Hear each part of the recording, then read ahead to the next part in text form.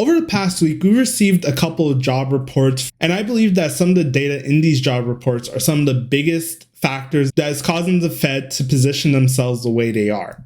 So in this video, let's go over some of these reports, as well as some takeaways from them as well. So let's get right into it. So on Tuesday, we got the jobs opening and labor turnover report for August. And just to keep this in mind, these numbers are from the month of August. That means that the Fed most likely had access to these numbers before they developed their summary of economic projections that they released at their last Fed meeting. And in this report, the number of job openings increased to 9.6 million positions. And that's from an expectation of about 8.8 million. So a big miss to upside compared to what the market was expecting we were going to get. So most of the job openings increase that we saw were in professional and business services and financial and insurance industries. And I found this really interesting because those were actually the sectors that were getting beaten up pretty badly in 2022. When interest rates were on a much more aggressive rise. So that might be a good signal, at least from the stance of corporate America, that they believe that rates won't go up too much more from where they stand right now. And moving on in this report, we saw that the numbers for hires, separations, quits, layoffs, and discharges were pretty much flat, which is a good sign to show that we're not getting as much turnover as we once were in the labor market. And typically speaking, when you change one job to another job, that's usually where you get the most significant pay bumps. It's not necessarily the annual increases that you get from staying with the same organization. So that shows that we are in a job market that's significantly slower than the one that we saw back at the beginning of this year. So the very next day on Wednesday, we got the ADP jobs report. From the ADP jobs report, we got that private sector employment had increased 89,000 jobs in September. And this was significantly lower than the expected 150,000 jobs that the market was expecting. And in the report, they say that they're seeing a steepening decline in jobs for the month of September. And when you put into comparison to what they got in August, the August number was at 177, so it was almost half of what they got now. Actually, even less than half. And they went on to say that September showed the slowest pace of growth since January of 2021. And this downwards push in job openings mostly came from larger establishments, which lost about 83,000 jobs, which pretty much wiped out the gain that we saw in the August report. One of the most interesting things was the change in jobs compared by region. In the West South Central region, which is Texas, Oklahoma, Arkansas, Louisiana, we actually saw job openings reduced by 74,000 jobs. I thought this was interesting because we also have been getting a lot of news about how the Austin, Texas housing market is starting to slow down significantly. And that's in stark contrast to what we saw during COVID, where that market was probably one of the strongest markets during the pandemic. So it is really interesting that we're starting to see a reversal in that market and that the jobs numbers are also aligned with that reversal as well. When it comes to pay growth, we did see a slowdown in pay growth. Job stayers only saw a 5.9% year over year pay increase in the month of September. And this has been on quite a decline from the numbers that we got at the beginning of the year, which were somewhere around the mid-teens. It kind of reinforces that thinking that a lot of people aren't switching jobs and that they're relatively staying stable at the jobs that they're at currently, which is a good thing for inflation because it means that the competition for employees are starting to slow down, which again slows down wage growth and hence inflation. So then on Friday, we kind of got the granddaddy of them all, which is the jobs report. And at least in the market, I know not everyone agrees with this, but from a market perspective, the jobs report holds the most weight. Whereas the JOLTS report is kind of holds weight too, but because it's so backdated, it doesn't hold as much weight as the jobs report. And in the ADP private payrolls kind of just like give a nice little preview, but most of the time they're not very accurate in terms of what we're seeing throughout the entire market, not just the private payrolls that ADP has access to. So in the jobs report, the total non-farm payrolls increased 336,000 jobs in the month of September.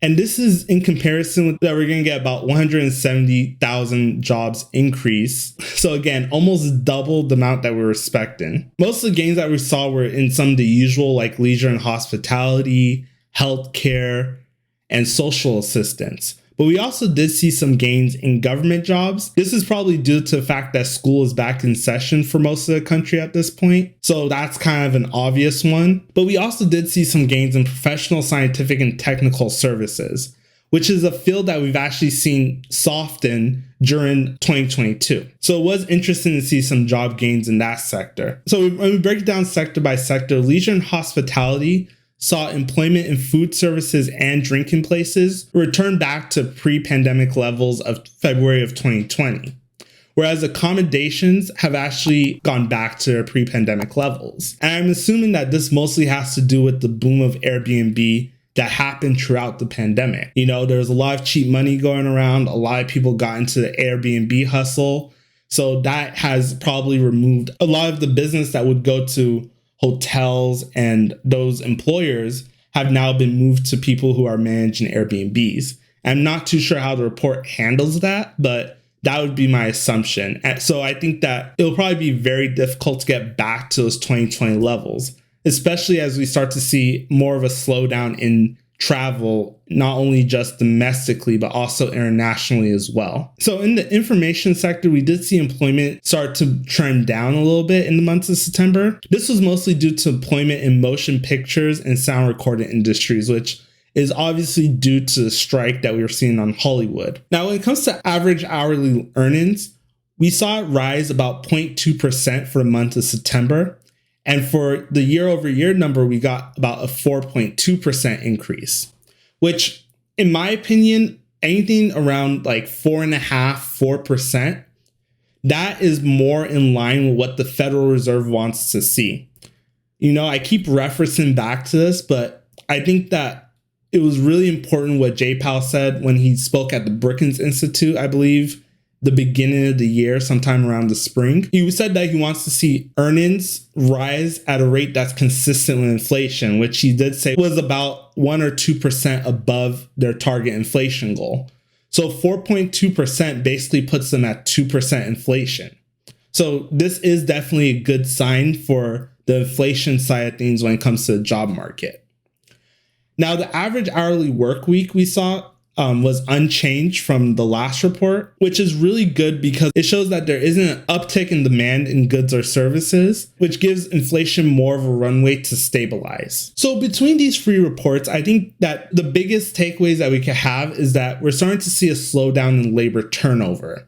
And like I said, a slowdown in labor turnover leads to employers being less aggressive about recruiting employees, which means that they don't have to raise wages as high as they once did.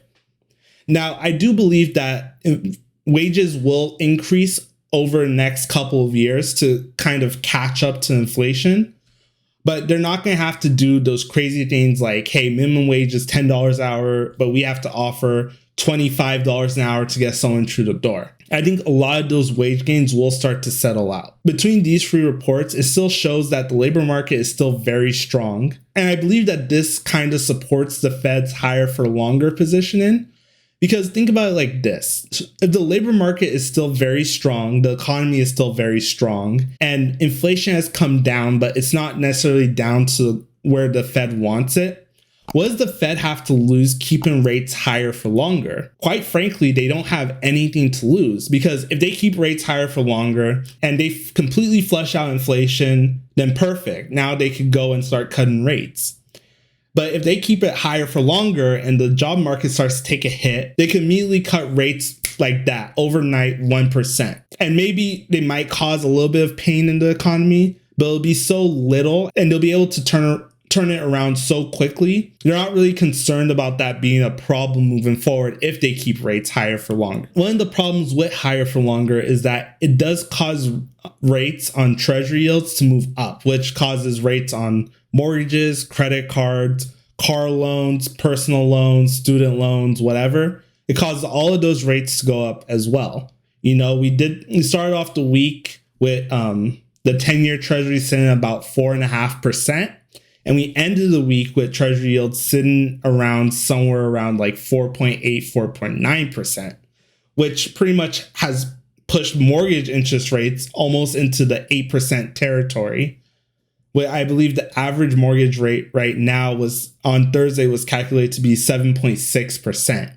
And most consumers usually get about another 0.5% added onto that, even if they are well qualified. So you're talking about probably somewhere in the neighborhood of like over 8%. And then when you combine this with also the fact that the US government is not going to have a budget in place in about 40 days from the time of this recording, and they don't have a leader in the House to be able to bring unity together to come up with some kind of budget for the rest of the year, that ousting of Kevin McCarthy really does even add more pressure to yields and may even open up the possibility have the US credit rating be downgraded yet again by another credit rating agency, whether that's Fitch, S&P, or Moody's. So there are some things to still be concerned about with rates. Like I've said before in some of my other previous videos, I really would not encourage gambling that rates are going to come down anytime soon. The economy is going strong. The Fed says, hey, we're going to keep rates higher for longer inside the strong economy, and let's see what happens. So I have to encourage you, please do not speculate on rates. It's not something that I would do personally, and it's not something that I would suggest anyone else does, unless they're going to buy like treasuries or something like that, or gamble on it in a safe way where they don't really get their butt handed to them. But anyways, that's all I got for you guys in this video. Thank you so much for watching. As always, please like, share, and subscribe, and I'll see you in the next video. Peace.